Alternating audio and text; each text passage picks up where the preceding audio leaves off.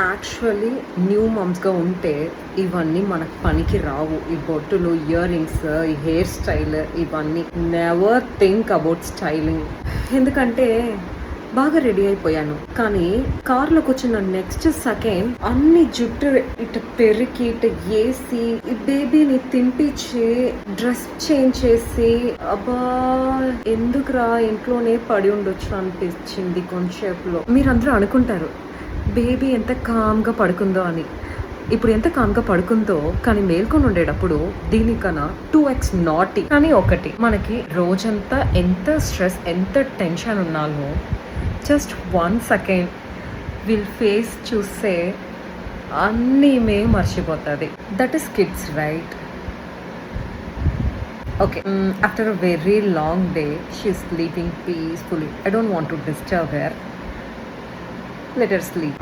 కానీ ఒకటి చెప్పాలి, మర్చిపోయాను. న్యూ మామ్స్ ఎలా ఉండాలంటే ఇలా కాదు, ఇలా ఉండాలి. ఇద్దాం మన న్యూ మామ్ సిగ్నేచర్ అవుట్ఫిట్.